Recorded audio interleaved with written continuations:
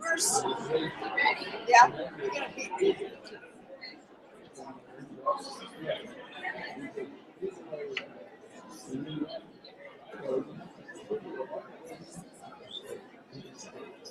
Hand me your drink.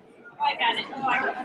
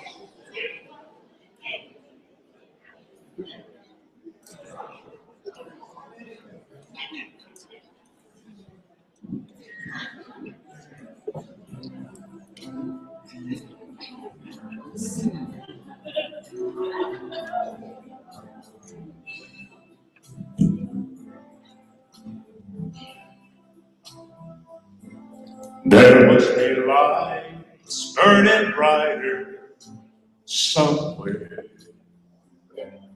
Got to be birds flying higher in the sky.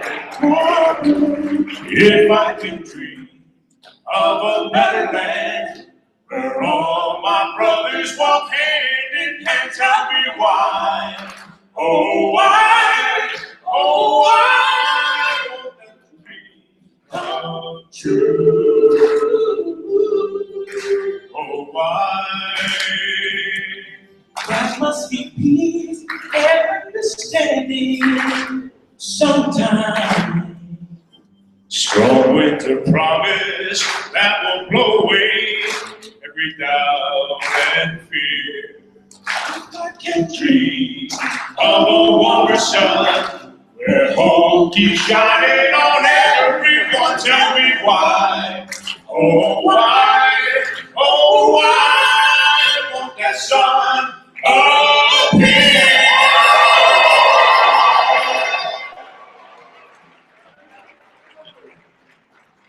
We're lost in the crowd with too much rain. We're trapped in a world that struggles with so much pain. But as long as a man has the strength to dream, he can redeem his soul and fly. He can fly deep in the heart. There's a trembling question.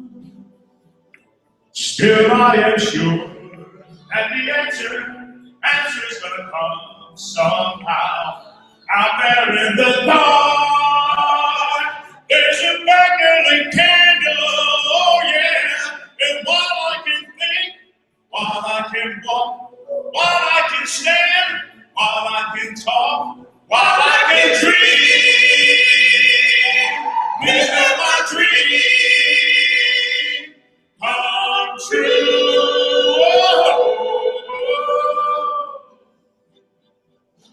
Right now, let it come true right now. Oh, yeah. Right now.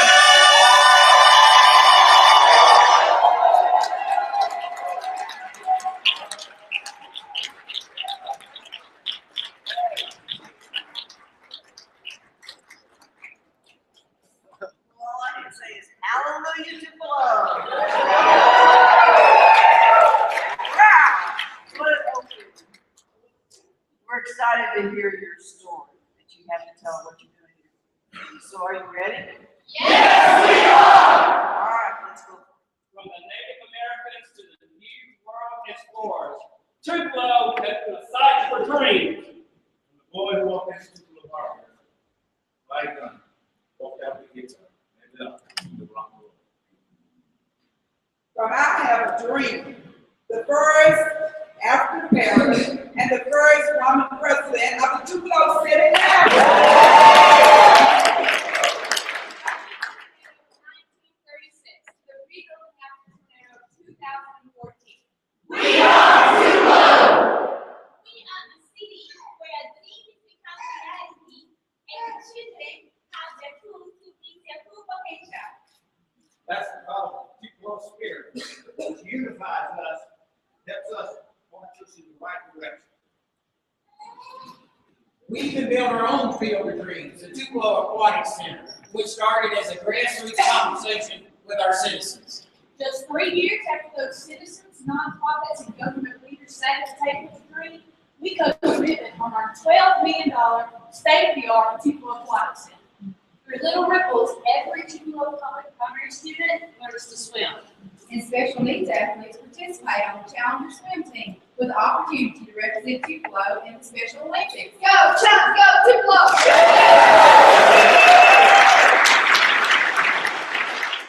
Last year, 93 kids from Tupelo and Northeast Mississippi were amongst 36,564 children to participate in the world's largest swim lesson.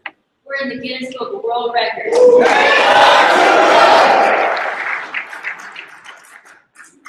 Children dream and they dream on.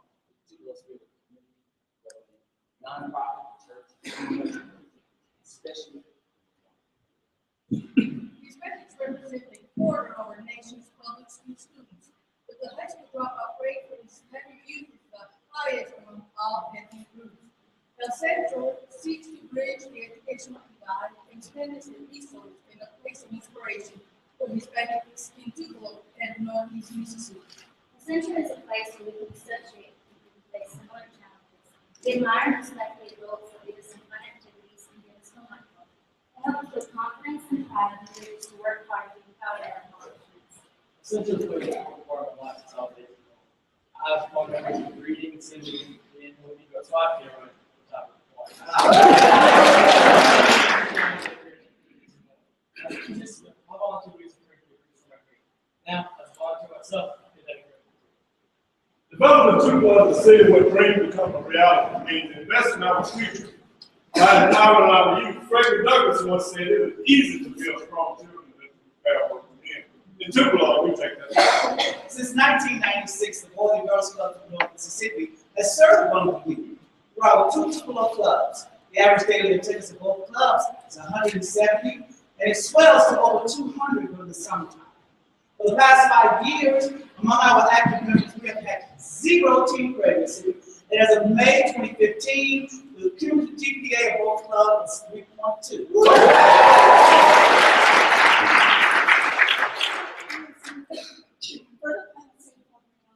We mentor each member of the workforce by providing them opportunity to work with city professionals.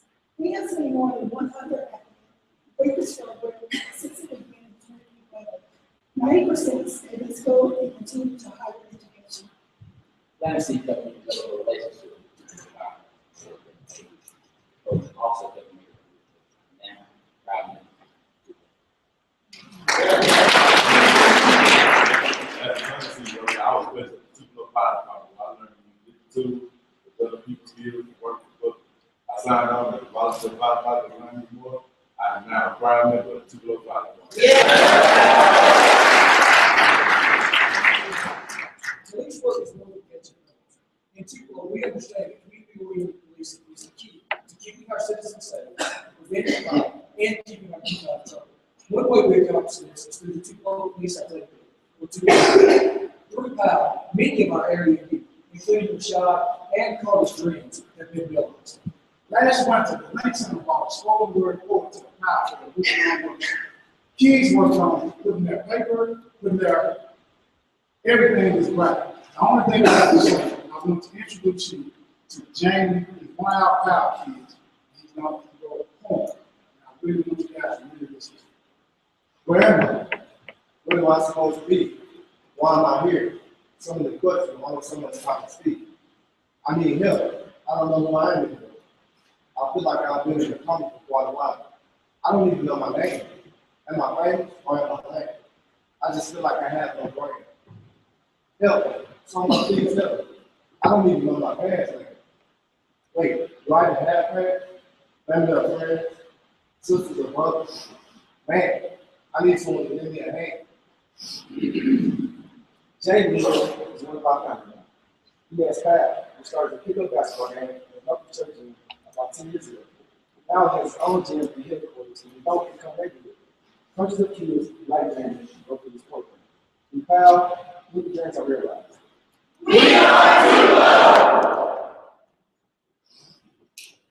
Today is before Christmas of 2013. Background and this is our police officers. Still one person. We're still reeling from that tragedy. On April 28, 2014, the DF3 tornado tore through the city, destroying and damaging over 650 homes and 50 commercial buildings, and the beautiful tree canopy of the affected neighborhoods. But filled with this Tupelo spirit, our community came together, and we rebuilt our homes, we rebuilt our businesses, and we rebuilt our City Department heads, Mayor Jason Shelton, and members of the City Council were prepared, unified, and organized. Fire Chief Thomas Walker took the lead as emergency coordinator and set up headquarters at Fire Station Number 1. As people cross to the places of safety and begin to survey the damage, others asked how they could help. The local Tennessee United Way organized volunteers while the police department and fire department conducted door-to-door searches for the missing, dead, or wounded. While many were injured, nobody died as a result of this damage. And local agencies began immediately providing very basic necessities. And within hours, United Way began organizing and deploying in more than 3,000 volunteers.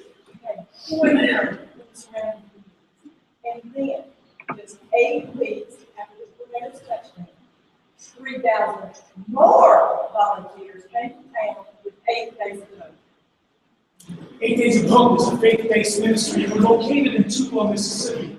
We have traveled all over the country to serve other communities after disaster strikes. Normally, it takes 6 to 9 months to plan an effort of this size. But because of the cooperation among the churches, the schools, and the businesses, we were able to bring 3,023 volunteers to Tupelo very quickly.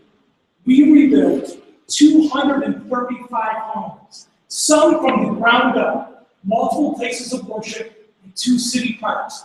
$5 million of work for free in just 8 days.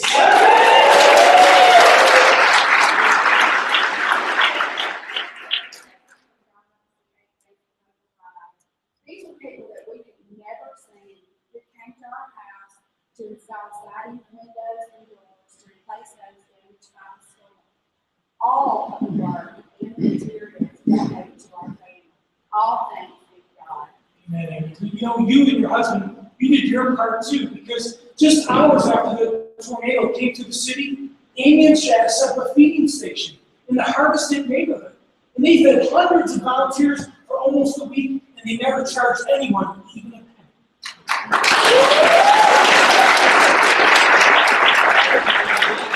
Now continue to amid the devastation. Without hesitation, our city decided to go forward with our annual spring festival, which is the Gum Creek Arts Festival at 10K Run. So the city, we cleared the streets, piled the debris to the side, and as runners made their way past the damaged houses and the downed trees, they were cheered on by our citizens who were proclaiming, "Tupelo Spirit, Tupelo Strong!" 30 volunteers representing nonprofits, faith-based organizations, local government, large businesses, small businesses, all came together on the community-based recovery committee. We hired a case manager and a construction manager to ensure that anyone who needed help received it. And nobody fell through the cracks. I mean, this recovery set standards never seen before anywhere in the country. And since then, state and local governments have used this record-setting response to illustrate to their communities how to respond to a natural disaster. We are Tupelo! Tupelo's spirit is stronger than ever. We're unified and moving forward to continue to build upon this place of dreams. The Tupelo Aquatic Center provides new opportunities for sport-related tourism. The Police Athletic League, El Centro, the Boys and Girls Club, and the Fantasy program demonstrate that the youth of the city of Tupelo will will never be forgotten. And as a city, our response to the crisis proves that nothing can break the Tupelo spirit.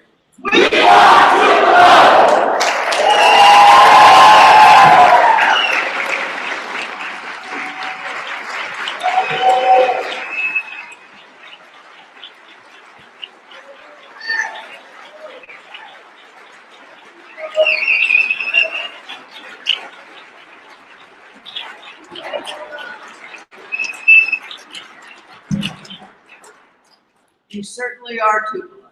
I will say that. And I know this panel has some questions they want to ask you. David, I'm with you. First of all, in my best Elvis impersonation. Tupelo, thank you. Thank you very much. Elvis, you did better than I did. Very impressive, very impressive. And I want to, before I ask a question, commend you in particular for what I believe is very important, to have a community that promises to teach every young child to swim. Thank you for that.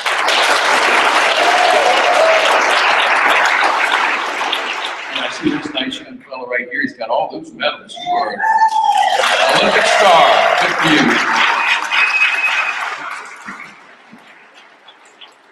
The theme for this year is what President Obama has set forth as My Brother's Keeper. We're trying to aid vulnerable young men and the young persons of color. You seem to have done that, and I commend you for that, with Plant the Seed and the Boys and Girls. My question is, your report is that you've reached about 5,000 youth since 2005. Your tornado was in 2014. Were you able to bounce back since the tornado with this youth initiative? Were you able to do it right away? Did it take a little while? And where are you now, about a year, 12, 13 months after that horrific catastrophe? Thank you, Mayor Bowers. If I could, we've got several people here that can address that. Lieutenant Michael Russell with the Police Athletic League, Marcel Long with the Boys and Girls Club, and Letitia with El Centro. Lieutenant Russell. Absolutely. What we did when the tornado hit is all of our youth organizations, especially the Police Athletic League, which I work with, all of our youth, our community centers weren't necessarily hit. The tornado hit in a mostly residential neighborhood. And so what happened was it was really transforming, because when the youth came in, instead of asking to play basketball or, talk about homework or field trips, they asked how they could get back out into the community, how they could clean up, and how they could take their community back from this travesty. Part of the area that was hurt is near our Tupelo Housing, where our club is. And several units of the Tupelo Housing Authority was actually destroyed. Several of our members attended that club. Our club continued to stay open every day, allowing those members to come to the club, assuring them that we were there for them. So we've kept it going, never a day missed. All right, Brett, I believe you have a question.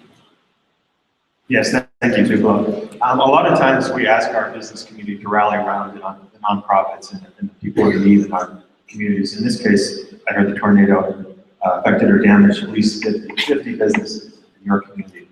How did your community rally around the businesses to get them back up on their feet? Well, we had an all-hands-on-deck approach. Right after the tornado, a unique entity in Tupelo called Create, which is a nonprofit entity, became a source for fundraising for individuals and businesses to donate. They raised several $100,000, which went to organizations such as the United Way to help in the rebuilding efforts. And, so we worked through Create and through our public-private partnerships to rebuild the tornado. Well, one of the interesting things during the recovery of the tornado is a lot of the businesses that were hit, they decided to become part of the rebuilding process. So Tupelo, we kind of set so many, like the Kirby's, that family we talked about, they set aside their own rebuilding to serve others. So did the businesses. And so the businesses rallied around the homeowners, and with those fundings that came to Create Foundation, it was awesome how the community responded.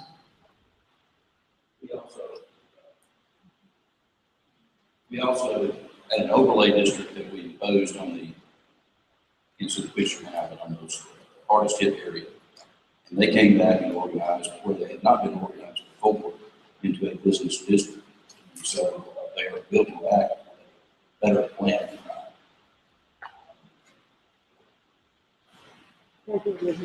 Thank you. Beautiful job. You have an inspiring group here. And I just have to call out those two beautiful voices that we heard at the beginning.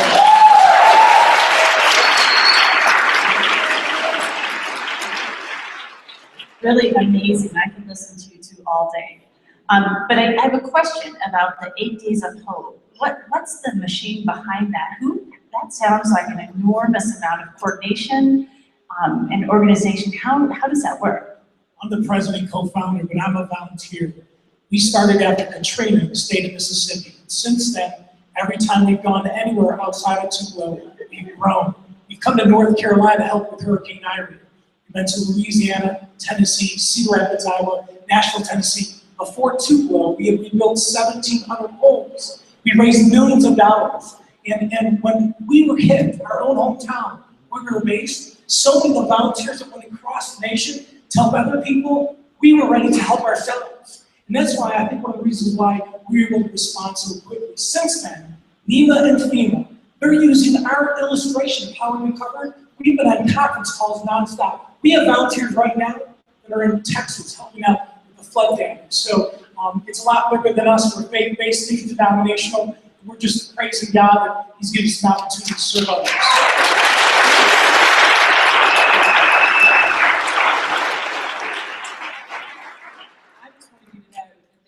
One paid staff person at 8 Days of Hope. It's 100% volunteer group.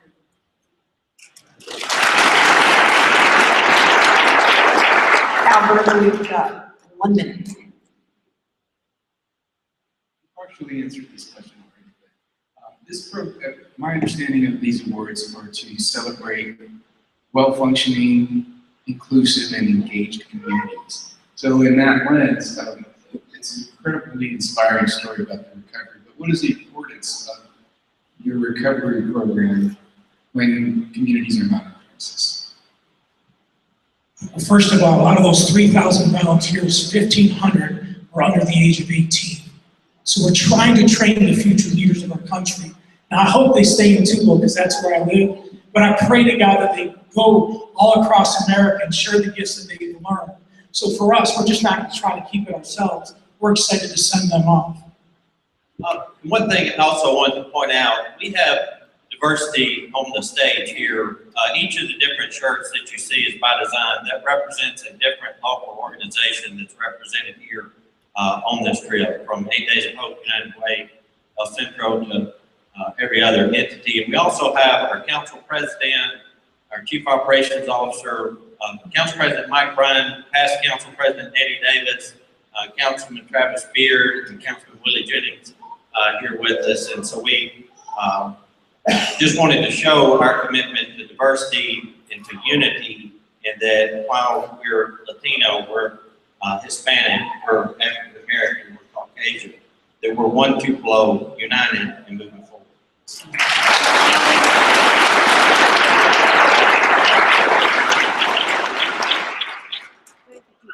Such a great story, and for sharing it with us.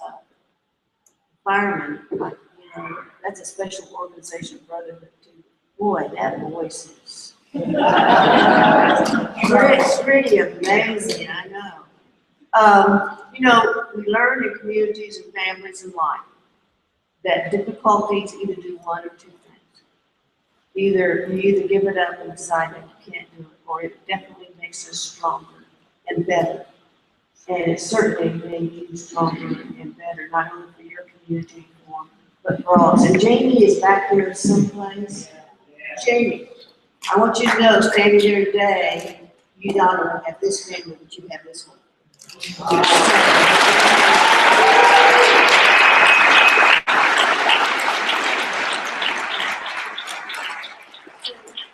for sharing, and obviously one of your signs said, "Pray for Tupelo." And I certainly believe that God had a purpose and a plan, and boy did He do it with the right community. So thank you for sharing.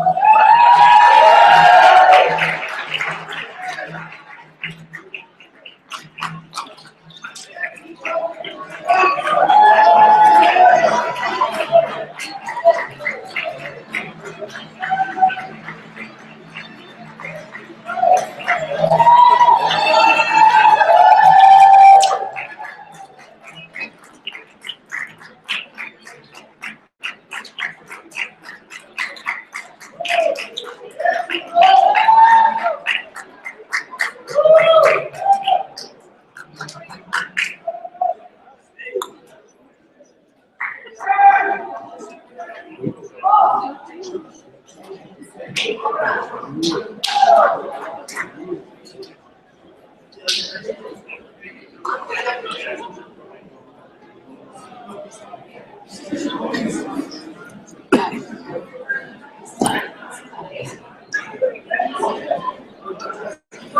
what a much better shot. That's what I told you. Up here, you know, the judges. It's so much better. So if you go on stage, I don't know if somebody set up so.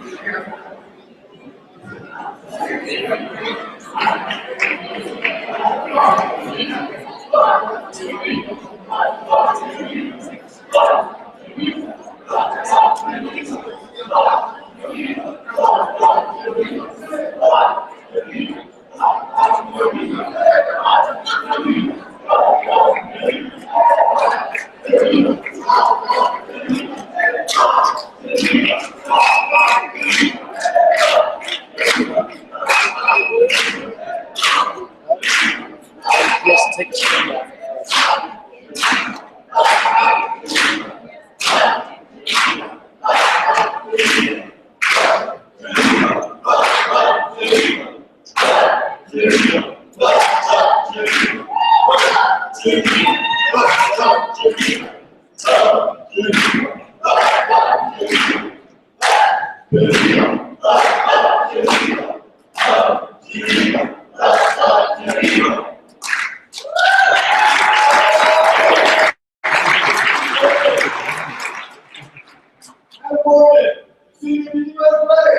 So you are behind those signs, right?